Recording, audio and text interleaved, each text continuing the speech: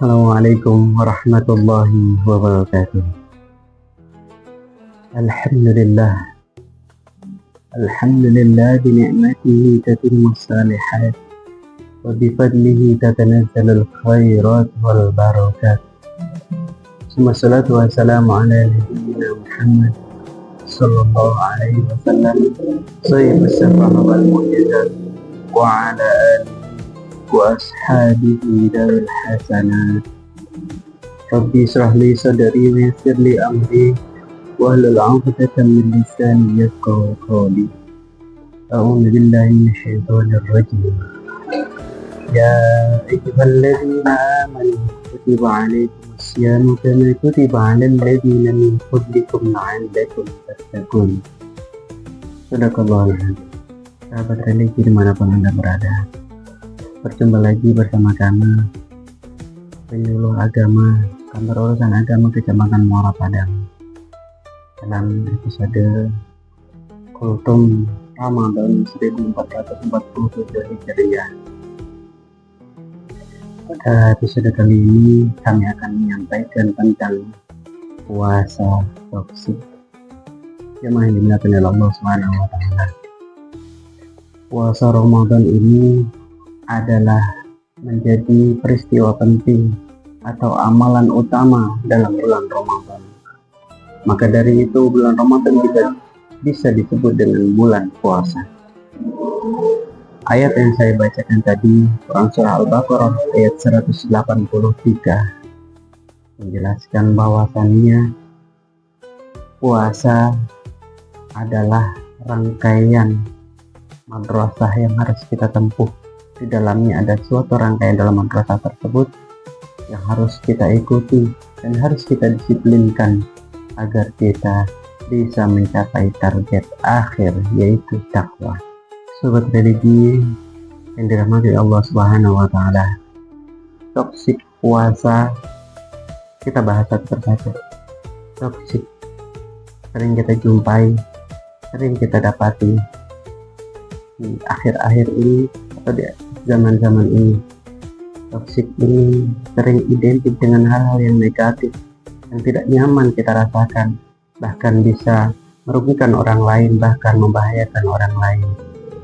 Maka sungguh ironi jika perilaku toksik ini masih berada dalam diri kita dan tidak bisa kita kendalikan di bulan suci Ramadan ini. Oleh karena itu Nabi Muhammad SAW sudah jauh-jauh hari wanti-wanti memberikan peringatan tentang hal negatif atau perilaku yang bisa merugikan orang lain. Beliau bersabda yang diriwayatkan oleh Abu Dawud, an Abi Hurairah anna Nabi sallallahu alaihi wasallam qala, as-siyamu junnatun idza kana ahadukum sha'iman fala yarfus wala yajhal fa imru'un qatalahu aw syatamahu falyakul inni sha'imun. Dari Abu Dawud, yang diriwayatkan oleh Abu Dawud dari Abu Hurairah bahwasanya Nabi Muhammad SAW bersabda, puasa adalah tameng atau perisai pelindung diri kita.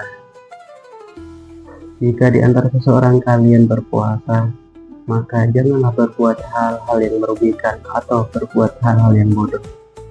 Dan jika ada seseorang di antara kamu ingin mencelakai kita atau ingin membuat hal-hal negatif kepada kita, maka katakan, aku berpuasa. Hadis ini sungguh sangat selaras dengan kehidupan sekarang ini. Di bulan suci Ramadan ini harus kita jaga. Bulan puasa tidak hanya menahan dari emosi, bisa menahan.